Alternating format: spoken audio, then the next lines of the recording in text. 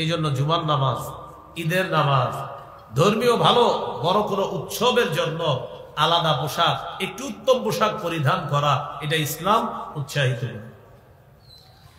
এইগুলো মুস্তাহাব পোশাক। 3 নাম্বার হারাম পোশাক। এই হারাম পোশাকটাই হলো আজকে আমার আলোচ্য বিষয়ের মূল আলোচনার সাথে সম্পর্ক। হারাম পোশাকটা আগের গুলো আমরা প্রাসঙ্গিক হিসাবে জেনে নিলাম। হারাম পোশাকের ক্ষেত্রে 6টা পোশাক বলি, মনে রাখবেন। পুরুষের জন্য রেশমের পোশাক হারাম। 2, পুরুষ নারীর পোশাক পরবে না। 3, নারী পুরুষের পোশাক পরবে না। 4, অহংকারের পোশাক পরবে না। 5, বিধর্মীদের পোশাক পরবে না। 6, আটসাট খাটো পাতলা পোশাক পরিধান করবে না। এই 6 ধরনের পোশাক নিষিদ্ধ। 1 নাম্বার, পুরুষের জন্য রেশমের পোশাক পরা হারাম। সহিহ মুসলিমের বর্ণনা 2069 নম্বর হাদিস।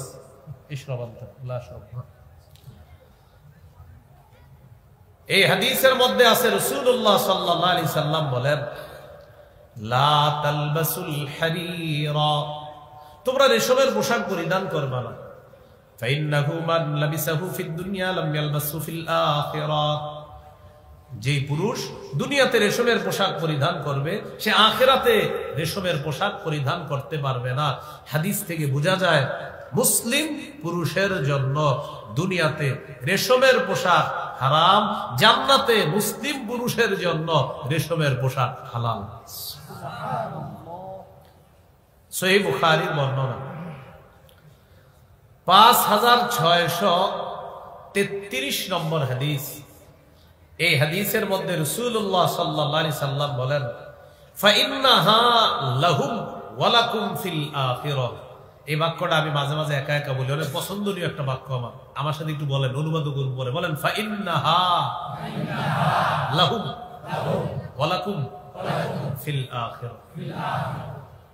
বিধর্মী পুরুষ যারা, তাদের জন্য দুনিয়াতে রেশম, তোমরা যারা মুসলিম তোমাদের জন্য আখিরাতে রেশম।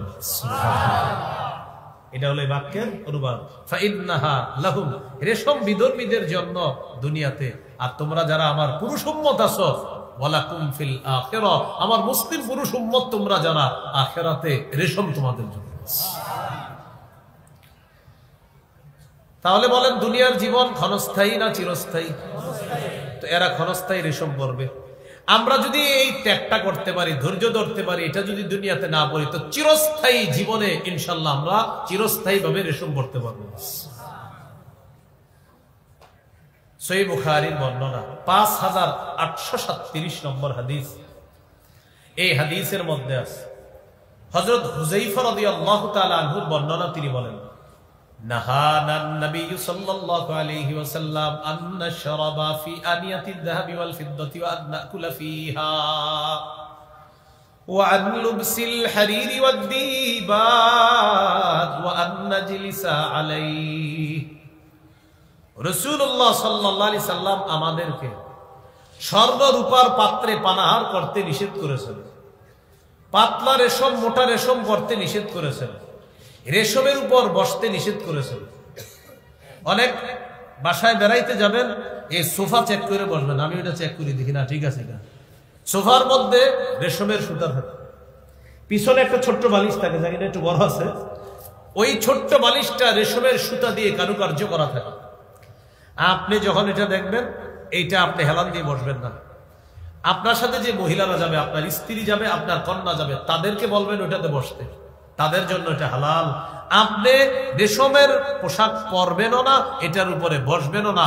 আজ আমাদের নবী বলছে আমরা এটা ব্যবহারও করব না, এটার উপর আমরা বসবো না। যদি ওই সোফা ছাড়া বসার কোনো জায়গা না পাই, ঘরের কারো কাছ থেকে বলবো একটা তোয়ালে আনেন বা গামছা আনেন, গামছা বিছিয়ে ওটার উপরে বসবো। এরপরেও আমার নবীর এই হুকুম অমান্য করবো না। মনে থাকবেন ইনশাআল্লাহ। এই জন্য সোফা বসলে একটু সতর্ক, ছোট্টটা বালিশ থাকে দেখবেন, ওইটাতে পাশ দিয়ে কিছু রেশমের সুতা ইয়া করে দেয়, এটা সতর্ক থাকে। এগুলো হলো কৌশল আমাদেরকে অভ্যস্ত করার জন্য। মাসালা, নারীদের জন্য রেশম ব্যবহার জায়েজ আছে দুনিয়াতে। সহিহ মুসলিমের বর্ণনা 2071 নম্বর হাদিস। আলী রাদিয়াল্লাহু তাআলা আনহুর বর্ণনা, তিনি বলেন, উহদিয়াত লি রাসূলিল্লাহি সাল্লাল্লাহু আলাইহি ওয়াসাল্লাম হুল্লাতুন সিয়ারা। রাসূলুল্লাহ সাল্লাল্লাহু আলাইহি ওয়াসাল্লামের কাছে রেশমের পোশাক হাদিয়া আসছে। ফাবাআসা বিহা ইলাইয়া, আল্লাহর নবী আমাকে রেশমের পোশাকটা পাঠাইছে আমার কাছে। আমি আলী মনে করলাম আমার কাছে আল্লাহর নবী পাঠিয়েছেন, মনে হয় আমাকে পরার জন্য পাঠাইছে। ফালাবিস্তুহা, রেশমের পোশাকটা আমি পরিধান করলাম। করার পর আল্লাহর নবীর কাছে গেলাম। চেহারা দেখে বুঝতে পারছি নবী খুব রাগ হয়ে আছে, আমাকে রেশমের পোশাক পাঠাইছে। আমি পরিধান করে নবীজির সামনে গেলাম। ফাআরাফতুল গাদাবা ফি ওয়াজহিহি, নবীর চেহারা মুবারকের মধ্যে আমি রাগের ছাপ দেখলাম। নবীজি আমাকে বললেন, ইন্নী লাম আবআস বিহা ইলাইকা লিতালবাসাহা, আমি রেশমের পোশাক তোমার কাছে পাঠিয়েছি তুমি পরিধান করার জন্য না। ইন্নামা বাসতু বিহা ইলাইকা লিতুশাক্কিকাহা খুমরান বাইনান নিসা, আমি রেশমের এই কাপড় তোমার কাছে পাঠিয়েছি, এটা তুমি টুকরা টুকরা করে ওড়না বানিয়ে তোমার পরিবারের নারী সদস্যদেরকে দিবা, তারা ব্যবহার করবে, এই জন্য পাঠাইছি। এই হাদিস থেকে বোঝা যায় রেশম নারীদের জন্য বৈধ আছে। সহিহ বুখারীর 5840 নম্বর হাদিসে আছে, হযরত আলী বলেন, ফাশাক্কাকতুহা বাইনান নিসা, আমি রেশমের ওই কাপড়টা টুকরা টুকরা করে ওড়না বানিয়ে নারীদেরকে দিয়ে দিলাম তারা ব্যবহার করার জন্য। তাহলে সহিহ মুসলিমের 2071, সহিহ বুখারীর 5840 নম্বর এই দুই হাদিস থেকে জানলাম নারীদের জন্য রেশমের পোশাক বৈধ। তাহলে পুরুষের জন্য রেশম হারাম, নারীদের জন্য স্বর্ণ বৈধ, নারীদের জন্য রেশম বৈধ, পুরুষের জন্য স্বর্ণ হারাম, রেশম হারাম। জান্নাতি পুরুষের জন্য স্বর্ণ রেশম দুইটাই হালাল। এইগুলো 1 নাম্বার, পুরুষ রেশম পরবে না। 2 নাম্বার, পুরুষ নারীর পোশাক পরবে না। 3 নাম্বার, নারী পুরুষের পোশাক পরবে না। লাআনা রাসূলুল্লাহ সাল্লাল্লাহু আলাইহি ওয়াসাল্লাম আর-রাজুলা ইয়ালবাসু লিবসাতাল মারআ ওয়াল মারআতা তালবাসু লিবসাতার রাজুল। রাসূলুল্লাহ সাল্লাল্লাহু আলাইহি সাল্লাম ওই পুরুষের উপর অভিশাপ করেছেন যে পুরুষ নারীর পোশাক পরে, আর ওই নারীকে অভিশাপ দিয়েছেন যে নারী পুরুষের পোশাক পরে। গায়ে হলুদ বলতে একটা অনুষ্ঠান আছে, কি জানেন? এই অনুষ্ঠানে 10 জন 20 জন যুবকরা এক কালারের পাঞ্জাবি বানায়, বানানোর পর লম্বা একটা ওড়নাও বানায়। এই ওড়নাটা এতটুকু থাকে আপনার, লম্বা একটা ওড়না। পিছন থেকে যখন দেখবেন, দেখে বলবেন, আসসালামু আলাইকুম খাদিজা আপা, কি অবস্থা? তো হে আপনি তো জানেন আসলে হে খাদিজা না, হ্যাঁ আপনাদের এই চান্দিনার আব্দুর রহিম বা একজন কেউ পুরুষ। তাকায় বলবে, এটা তুমি কোনো কথা বললা আমারে? কি বললা তুমি? বলেন না, আমি আসলে ওড়না দেখছি তো আপনার, আপনি কষ্ট নিয়েন না, লজ্জা শরম থাকলে এটা আর বলবে না। যেই পুরুষ নারীর পোশাক পরে তাকে আল্লাহ রসুল অভিশাপ দিয়েছেন, আর যেই নারী পুরুষের পোশাক পরে তার উপরও আল্লাহ রসুলের অভিশাপ। ছোটবেলা থেকে বাচ্চা মেয়েকে প্যান্ট শার্ট পরায় শখে পরাইছে, শখ করে আদর করে। এই মেয়ে বড় হওয়ার পর এখন বলে আমি প্যান্ট শার্ট পরব। মা বাবা বলে না তোমাকে দেওয়া হবে না। মেয়ে বলে আমার পোশাকের স্বাধীনতা, প্রয়োজনে তোমাদেরকে ছেড়ে অন্য কোথাও চলে যাব, আমি এটা পরবো, আমার যা মন চাই আমি তা পরবো। এর জন্য দায়ী ওই কসাই অভিভাবক। আপনি কেন ছোটবেলা থেকে এটা পড়েছেন? সূরা তাহরীমের 6 নম্বর আয়াতে তো আল্লাহ বলেছেন, ইয়া আইয়ুহাল্লাযীনা আমানু কু আনফুসাকুম ওয়া আহলিকুম নারা ওয়াকুদুহান নাস ওয়াল হিজারা। হে ঈমানদারগণ, নিজেদেরকে এবং পরিবারকে আগুন থেকে বাঁচাও, যে আগুনের জ্বালানি মানুষ এবং পাথর। কু আনফুসাকুম, protect yourself, wa ahlikum and your families nara, against a fire. Fire মানে কি? আগুন, আগুন, আগুন। বাঁচাও, নিজেকে বাঁচাও, পরিবারকে বাঁচাও, আগুন থেকে বাঁচাও, যে আগুনের জ্বালানি মানুষ এবং পাথর। সাহাবায়ে কেরাম এই আয়াতের ব্যাখ্যা করেছেন, আল্লিমু আওলাদাকুম আল আদাব, সন্তানকে শৈশব থেকে শিষ্টাচার শিক্ষা দাও। শৈশব থেকে শিষ্টাচার। তো প্যান্ট শার্ট যে পরাইলেন বাচ্চা মেয়েটাকে, এটা কোন শিষ্টাচার শিক্ষা দিলেন? এইখানে ওলামায়ে হযরত ছাড়া অনেক যুবকরা আছেন, আলেমরা তো ইনশাআল্লাহ এগুলো করবে না। অন্য যারা আছেন নিয়ত করে ফেলেন যে আমি একজন মুসলমান, আমার স্ত্রী মুসলমান, আমার কন্যা সন্তান সে একজন মুসলমান, আমার মেয়েটাকে আমি মুসলিম মেয়েদের নারীদের পোশাকে শৈশব থেকে তাকে আমি বড় করব, কে কি বলবে সেদিকে আমি দেখব না, আমি ইসলামী পোশাকে আমার মেয়েকে বড় করব, বাস এটাই আমার পণ প্রতিজ্ঞা। কি বলেন, প্রতিজ্ঞা করা যায়? আল্লাহ তৌফিক দান করুন। তাহলে 2 নাম্বার পুরুষ নারীর পোশাক পরবে না, 3 নাম্বার নারী পুরুষের পোশাক পরবে না। লানা রাসূলুল্লাহ সাল্লাল্লাহু আলাইহি ওয়াসাল্লাম আল মুতাশাব্বিহিনা মিনার রিজালি বিন নিসা ওয়াল মুতাশাব্বিহাতি মিনান নিসাই বিন রিজাল। ওই পুরুষ যেই পুরুষ নারীর রূপ ধারণ করে আর যেই নারী পুরুষের রূপ ধারণ করে, এই নারী পুরুষ উভয়ের উপর নবীর অভিশাপ অন্য বর্ণনায় আসছে। লাআনান নবী সাল্লাল্লাহু আলাইহি ওয়াসাল্লাম আল মুখান্নাসিনা মিনার রিজাল ওয়াল মুতারাজ্জিলাতি মিনান নিসা।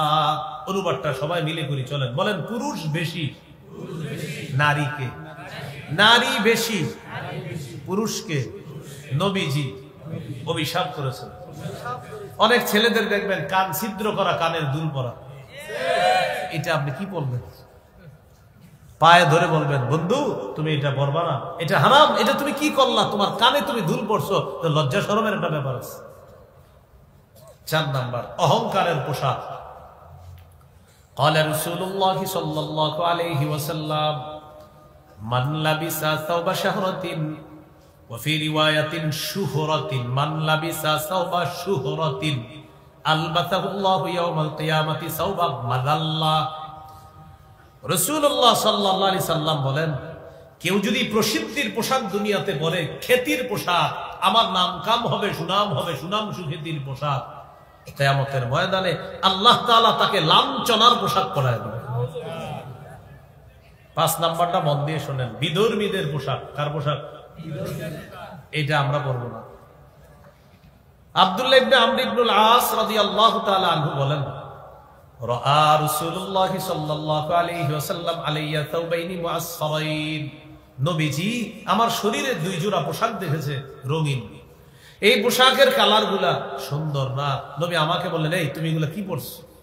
হাদিহি মিন সিয়াবিল কুফার ফালা তালবাসহা। এগুলা কাফেরদের পোশাক, এগুলা তুমি পরবা না। ইদানিং কালে অনেক কোটিপতির সন্তান দেখবেন প্যান্ট পরে ছেঁড়া, এখানে ছেঁড়া, এখানে ছেঁড়া, এখানে ছেঁড়া। আচ্ছা, আগে আমরা ছেঁড়া প্যান্ট শার্ট দেখলে কি ভাবতাম? আগে গরিব, এই তো সুন্দর গরিব, আহারে দান সৎকার করতে হবে। এখনো যদি কোনো কোটিপতির সন্তান দেখেন ছেঁড়া প্যান্ট পরে, এই ওলামায়ে দেওবন্দ ঐক্য পরিষদকে জানাইবেন বিষয়টা, জানায় বলবেন, হুজুর আপনারা তো মাহফিলে ওই দিন আমগো থেকে চান্দা নিয়েছিলেন, এখন ওই আমাদের একটা বন্ধু আছে, ওর প্যান্ট ছেঁড়া, চান্দা উঠায়া ওর একটা প্যান্ট কিনে নেন। কারণ তার আব্বা সব কিনে দেওয়ার সামর্থ্য আছে, শুধু এই প্যান্টটা ছাড়া। আর ওরও আমরা খবর নিছি যে প্যান্ট ছাড়া আর ওর সব সামর্থ্য আছে। তো এই জন্য ওই ওলামায়ে দেওবন্দের জানাইবেন, এই সভাপতি সাহেব আছে, আমি বলে গেছি, উনি আপনাদের ইনশাআল্লাহ চান্দা তুইলা ওই প্যান্ট কি করার, আপনি এখন এই প্যান্ট ছেঁড়াটা ছাড়া আপনার সামর্থ্য নাই ভালো প্যান্টের, তা আমাকে তো ব্যবস্থাটা করতে হবে। কি ঠিক বলেন? লজ্জা, বলেন কি লজ্জা শরম থাকলে এই আজকে যারা শুনছে, মাইকে যারা শুনতেছে, কেউ আর এই প্যান্ট পরবে না। আমাদের দেশে এমনও তরুণ পাবেন, তরুণী পাবেন, ভারতের কোন স্টার, সুপারস্টার বা আমেরিকার কেউ যদি আজকে সালা পরে, কালকে আমাদের দেশের যুবক যুবতীরা ওই সালা পরবে এবং তারা বলবে এটাই ফ্যাশন। কারণ এরা সেরা প্যান্ট পরে, এই জন্য সে বলতেছে এটাই ফ্যাশন। আমি সত্যি বলছি, যদি কেউ সালা পরে না, কালকেও দেখবেন আমাদের দেশে সালা পরার মতো কিছু লোক পাওয়া যাবেন, যে তারা বলে না ভাই এটাই ফ্যাশন, তোমার বুঝে আসুন না আসুন, এটাই ফ্যাশন। এটা আপনারা বুঝেন। আচ্ছা, আপনি বলেন, আমগরে এটা বুঝায়, আমরাও বুঝি যে প্যান্ট ছেঁড়া আর বুঝাইতেছে এটা ফ্যাশন, আর আমরাও মেনে নিচ্ছি। এ হলো 5 নাম্বার বিধর্মীদের পোশাক। 6 নাম্বার খাটো, ছোট, 8-60 পাতলা পোশাক। এটা বলার জন্য আমি লম্বা হিস্ট্রি টানলাম পোশাক, মনে আসেনি? মৌলিক 10টা কথা দিয়ে শুরু করছিলাম। 2 নাম্বার পাতলা পোশাক। এখানে বলছিলাম ইসলামে পোশাকের নীতিমালা আছে, ওয়াজিব পোশাক, মুস্তাহাব পোশাক, হারাম পোশাক। রাসূলুল্লাহ সাল্লাল্লাহু আলাইহি সাল্লামের একজন সাহাবী নাম জমরা ইবনে সালাবাহ, আন্নাহু আতান নবিয়্য সাল্লাল্লাহু আলাইহি ওয়াসাল্লাম আলাইহি হুল্লাতান মিন হুলালিল ইয়ামান। ইয়ামানি 2 জোড়া পোশাক তার গায়ে ছিল। সাহাবী নবীর কাছে আসছে, নবীজি তাকে দেখে বললেন, আচ্ছা তুমি কি মনে করো তোমার এই দুই পোশাক তোমাকে জান্নাতে নিবে? সাহাবী বুঝতে পারছে নবী এই পোশাক পছন্দ করতেছে না। আমি সাথে সাথে বললাম, লাবিস্তাগফারতালি ইয়া রাসূলুল্লাহ, হুজুর আমার জন্য একটু আল্লাহর কাছে ক্ষমা চান, আমার ভুল হয়ে গিয়েছে, আমি বুঝতে পারছি আপনি পছন্দ করতেছেন না। লা আকুদু হাত্তা আনজিআহুমা আন্নি, হুজুর আমি ওয়াদা করলাম আমি এই পোশাক না খুলে আমি জমিনে বসবো না।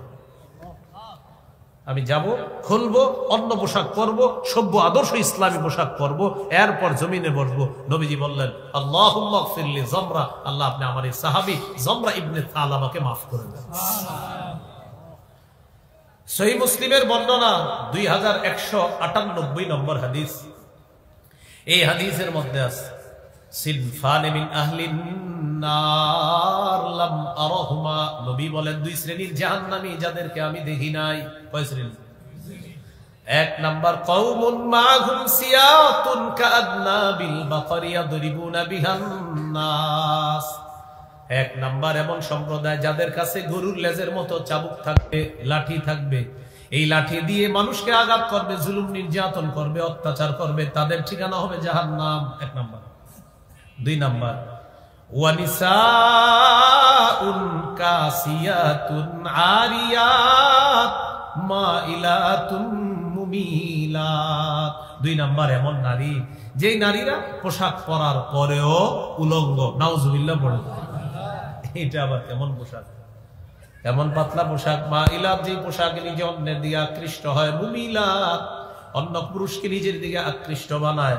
তাহলে বলেন এই পোশাক বাংলাদেশে না থাকলেও পৃথিবীতে আসেনি? বাংলাদেশে নাই, চান্দিনা নাই। তো নবীজি বলেন এমন নারী, যেই নারী পোশাক পরার পরেও উলঙ্গ, এমন পোশাক যে পোশাকে অন্য পুরুষকে আকৃষ্ট করবে, সে অন্যের দিকে আকৃষ্ট হবে। রুউসুহুন্না কাসনিমাতিল মুফতিল মাইলা, তাদের মাথার চুলগুলো হবে কোটের হেলে পড়া কুজের মতো। লা ইয়াদখুলনাল জান্নাতা ওয়ালা ইয়াজিদনা রিহাহা, নবীজি বলেন এরা জান্নাতে যাবে না, জান্নাতের ঘ্রাণও পাবে না, জান্নাতের ঘ্রাণও পাবে না। তাহলে আমাদের মূল আলোচনার এটা হলো দ্বিতীয় আলোচনা, এই যে উল্টা পাল্টা পোশাক। এটা যেমনে মন চায় তেমনে নতুন বর্ষকে শুভেচ্ছা জানাবে, স্বাগত জানাবে।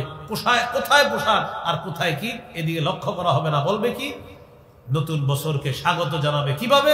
যেভাবে মন চায়। সেটা কি পোশাক পরবো না না পরবো এটা আপনাদেরকে বলার কিছু নেই। এ হলো দুই নাম্বার। এই দুই নাম্বারের আলোচনাটা ছিল লম্বা। তিন নাম্বার, টেটু আঁকা। টেটু, শরীরে উল্কি আঁকবে, শরীরে উল্কি আঁকা। এটা এখন ছেলেরাও আঁকে, মেয়েরাও ইলেকট্রিক শর্ট দিয়ে এটা করে। সহিহ বুখারীর বর্ণনা 5940 নম্বর হাদিস। লাআনা রাসূলুল্লাহ সাল্লাল্লাহু আলাইহি ওয়াসাল্লাম আল ওয়াসিলা ওয়াল মুস্তাওসিলা ওয়াল ওয়াশিমা ওয়াল মুস্তাওশিমা। যেই নারী অন্যের চুল তার মাথায় লাগায়, অথবা যেই নারী অন্যের চুল অন্য কোন নারীর মাথায় স্থাপন করে দেয়, প্রতিস্থাপন করে দেয়, যেই নারী শরীরে উল্কি আঁকে, অথবা যেই নারী অন্য নারীর শরীরে উল্কি এঁকে দেয়, টেটু এঁকে দেয়, এই উভয় নারীর উপর আল্লাহ নবীর অভিশাপ। যেই নারী ভুরু উঠায়, এই নারীর উপর আল্লাহ নবীর অভিশাপ। ভুরু উঠায়, এটাকে ভুরু ফ্লাগ বলে। ভুরু উঠায় এই কাজগুলা হয় বিউটি পার্লার নামে একটা জগৎ আছে ওখানে। তো ওখানে গিয়ে আরো কাজ হয়। আল্লাহর দেওয়া কালো চুল এটাকে আপনার অন্য অন্য কালার বানায়, লাল সাদাও বানায়, এরকম করে। শয়তান আল্লাহর সাথে চ্যালেঞ্জ করছে, সূরা নিসা আছে, ওয়ালা আমুরান্নাহুম ফালা ইউগাইয়িরুন্না খালকাল্লাহ। শয়তান বলে মানুষকে আমি হুকুম করব তারা যেন আল্লাহর সৃষ্টির পরিবর্তন করে দেয়। ইবলিস বলছে, ইবলিস চ্যালেঞ্জ করছে যে আমি চ্যালেঞ্জ করলাম, আমি মানুষকে দিয়ে সৃষ্টির পরিবর্তন ঘটায় দেব। আপনি জানেন চেহারা বিকৃত করার জন্য কোটি কোটি টাকা খরচ হচ্ছে। চেহারা মানে আপনার চেহারাটা চেহারা না, অন্য চেহারা হয়ে গেছে, এটার জন্য কোটি কোটি টাকা খরচ হচ্ছে। তো এটা দিয়ে ইবলিস চ্যালেঞ্জ করছে। আল্লাহ দিছে চুল, এটা আপনি বিকৃত করে ফেললেন। আল্লাহ দাঁত দিছে, দাঁত আপনি বিকৃত করে ফেললেন। ইবলিস বলছে আমি এটা করাবো। তো চুল কালার এটা একটা বিষয়। বয়স মেয়েটার 20-21। আপনাদের যুবকদের মধ্যে যদি কেউ বিয়ে করতে যান, তো বিয়ের আগে তো মেয়েরে দেখা, এটা বৈধ আছে, মেয়েরে দেখতে যাবেন, কন্যা পক্ষকে বিয়ের আগে দেখা জায়েজ আছে, কন্যাকে শুধু আপনার জন্য দেখা যায়, আবার আপনার আব্বার জন্য না, শুধু আপনার জন্য যে বিয়ে করবে। তো এই যে আপনি বিয়ে করতে যাবেন, তখন ওই মেয়েটার চুল যদি দেখেন এরকম কালারিং করা, সাদা বা লাল ইত্যাদি করা, তখন আপনি বলবেন দাদি আপনার নাতনি কোথায়? কি বলবেন? দাদি। তো পাশে একজন বলবে না না এটাই পাতনি। কি বলবে? এটাই পাতনি। আপনি ও আচ্ছা আমার দাদির চুল লাল তো আমি এই জন্য ভাবছি আর কি। আপনারা যারা ঠিক বলছেন আপনাদেরও পুরুষেরও কিন্তু চুল কালার করে। এই জাতীয় পুরুষ যদি কোনো মেয়ের সামনে বসে বর হিসাবে, তখন বলবে দাদা আপনার নাতি কোথায়? কারণ আমার দাদার চুলো লাল, আপনার চুলো লাল, আমার দাদার চুল সাদা, আপনারটাও সাদা, সেজন্য ভেবেছিলাম আপনি দাদা কিনা। লজ্জা শরম থাকলে ওই মেয়ে আর ওই ছেলে তাদের চুল আর কালার করবে না। মনে থাকবেন ইনশাল্লাহ। তাহলে 3 নাম্বার টেটু আঁকা, উল্কি আঁকা, এগুলা নিষেধ। 4 নাম্বার আতশবাজির মাধ্যমে মুমিন নারী পুরুষকে কষ্ট দেওয়া। সূরা আহজাবের 58 নম্বর আয়াতে আল্লাহ বলেন, ওয়াল্লাযীনা ইউযুনাল মুমিনিনা ওয়াল মুমিনাতি বিগাইরি মাকতাসাবু ফাকাদ ইহতামালু বুহতানাও ওয়া ইসমান মুবিনা। যারা কোনো কারণ ছাড়া বিনা অপরাধে মুমিন নারী পুরুষকে কষ্ট দেয়, তারা প্রকাশ্য পাপের বোঝা বহন করলো। তারা প্রকাশ্য পাপের বোঝা বহন করলো। এটা গেল আপনার 4 নাম্বার। তাহলে আতশবাজি ইত্যাদি এটা আমরা করব না, বলেন ইনশাআল্লাহ। এটা ঈদের আগের রাতেও না, এটা আপনার নববর্ষ নতুন বছরকে কেন্দ্র করেও না। 5 নাম্বার গান বাদ্য করব না আমরা। এটা আপনার এই নববর্ষকে কেন্দ্র করেও হয়, নতুন হ্যাপি নিউ ইয়ার এটাকে কেন্দ্র করেও হয়, ঈদের আগের রাতে। 29টা 30টা রোজা রাখার পর ইবলিস আইসা বুঝায়, আমি এতদিন শিকলে আবদ্ধ ছিলাম, অনেক কষ্টে ছিলাম, আমি ছুটি পাইছি, এখন আমি আইসা গেছি, তুমি আর টেনশন করবা না, 2টা বক্স আনো, আইনা জোরে জোরে গান চালাও। হিন্দি, আরবি, ফার্সি, বাংলা গান চলতেছে, তালে তালে নাচতেছে। আপনি কি জিজ্ঞাসা করবেন আচ্ছা গানে কি বলতেছে, আমাদের একটু বুঝাও তুমি, মানে ওখানে কি বলে একটু বুঝাও। তো বলবে না এটা কি আর বুঝি আমি, লাফাও কেন, তালে তালে লাফাইতেছে। এই কাজ করবেন না। এটা বিয়ের অনুষ্ঠানকে কেন্দ্র করেও না, এটা ঈদের আগের রাতেও না, এটা নতুন বছরকে কেন্দ্র করেও না।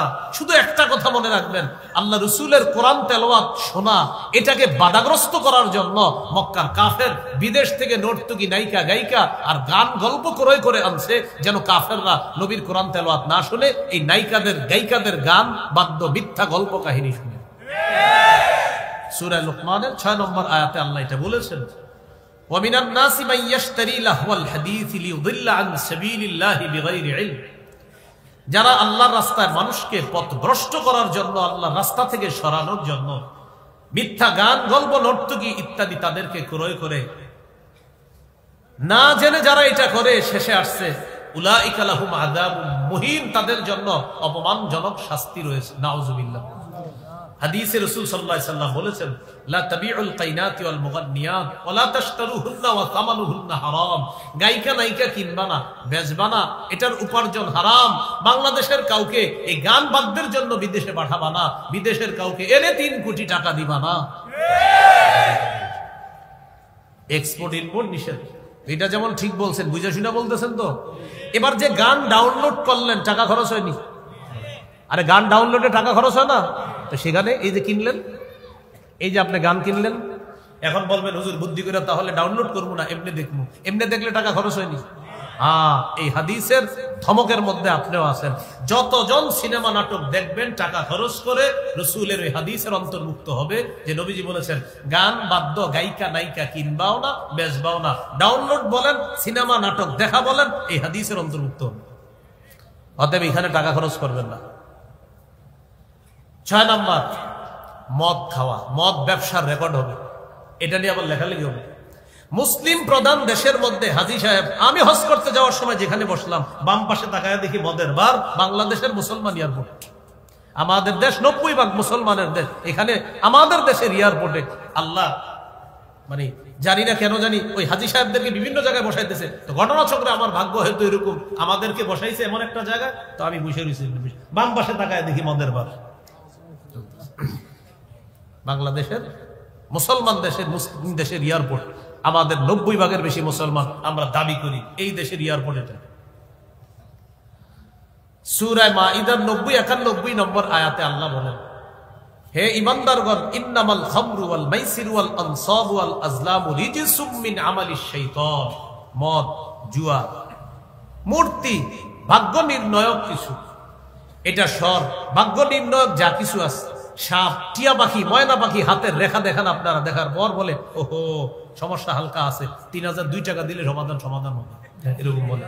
রাসূলুল্লাহ সাল্লাল্লাহু আলাইহি সাল্লাম বলেন, মান আতা আররাফান আও কাহিনান, যে ব্যক্তি কোনো গণকের কাছে যায়, যাওয়ার পর ওই গণকের কথা যদি ফাসাদ্দাকা, গণকের কথা যদি সে বিশ্বাস করে, ফাকাদ কাফারা বিমা উনজিলা আলা মুহাম্মদ সাল্লাল্লাহু আলাইহি সাল্লাম, মুহাম্মদ সাল্লাল্লাহু আলাইহি সাল্লামের উপর যা নাজিল করা হয়েছে সে সব কিছু অস্বীকার করলো, টোটাল দিনটাকে সে অস্বীকার করলো।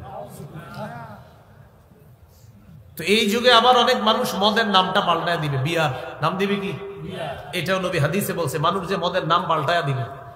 ইবনে মাজার 4020 নম্বর হাদিস, রাসূলুল্লাহ সাল্লাল্লাহু আলাইহি সাল্লাম বলেন, লা ইয়াশরাবান্না নাসুম মিন উম্মতি আল খাম ইউসাম্মুনাহা বিগাইরি ইসমিহা, আমার উম্মতের একদল মদ পান করবে, নামটা পাল্টায়া দিবে। ইউযাফু আলা রুউসিহিম বিল কাইনাতি ওয়াল মুগান্নিয়াত, তাদের মাথার উপরে নায়িকা গায়িকারা নাচবে আর তারা মদ পান করবে। ঠিক 31 ডিসেম্বর রাত 12টার পরে ঢাকার হোটেলগুলা বেশিরভাগ এই অবিকল ঘটনাটা ঘটবে। গান গাইবে, মদ টানতে থাকবে, নর্তকীরা নাচানাচি করতে থাকবে, আর এটার নাম দিবে স্বাধীনতা। 7 নাম্বার, জিনাকে হালাল মনে করা, নাউজুবিল্লাহ। ইদানিং কালে একজন তো দাবি করতেছে যে আমি আর ওমকে লিভ টুগেদার করেছি আমাদের পরিবারের সম্মতিতে।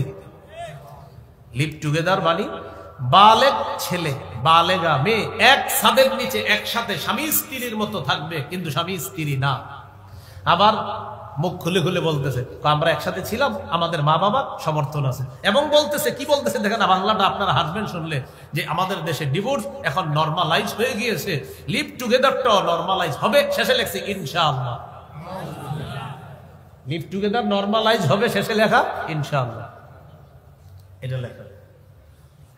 তো জিনাকে হালাল মনে করবে নবী বলে গিয়েছেন, সহিহ বুখারীর 5590 নম্বর হাদিস, রাসূলুল্লাহ সাল্লাল্লাহু আলাইহি সাল্লাম বলেন, লা ইয়াকুনান্না মিন উম্মতি আকাম ইস্তাহিল্লুনাল হিররা ওয়াল হারিরা ওয়াল খামরা ওয়াল মাআজিফা, আমার উম্মতের একদল জিনাকে হালাল মনে করবে, রেশমকে হালাল মনে করবে, মদকে হালাল মনে করবে, গান বাদ্যকে হালাল মনে করবে।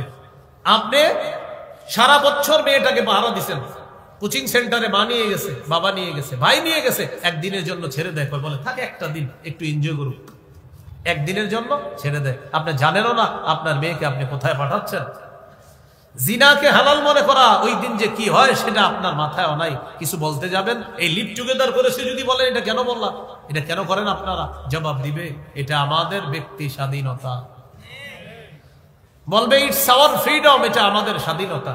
We are in modern civilization, আমরা আধুনিক সভ্যতায় আছি। We are enjoying our life, আমরা আমাদের জীবন উপভোগ করছি। এটার নাম স্বাধীনতা, এটার নাম হলো অশ্লীলতা, এটার নাম বেহায়াপনা, এটার নাম বেলাল্লাপনা, এটার নাম চারো সন্তান তৈরির একটা নীল নকশা। এটার নাম দিছে সভ্যতা, এটা অসভ্যতা। এর আপনারা ঠিক বললে হবে না, লিখতে হবে লিভ টুগেদার, এটা অসভ্যতা, এটা লিখতে হবে, এটা আপনারা মিছিল দিতে হবে, এটা দেয়ালে লিখতে হবে যে এই মানসিকতা, এটা অসভ্যতা, এটা অশ্লীলতা, এটা বেহায়াপনা। মুসলমান প্রধান দেশে এই জাতীয় কথা বলা এবং এই জাতীয় কর্মকাণ্ড সমর্থন করতে দেওয়া হবে না, এটা মুসলমান কর্মকাণ্ডে। কারণ আমাদের মুসলমানদের এই দেশে এগুলো আমরা সমর্থন করতে পারি না।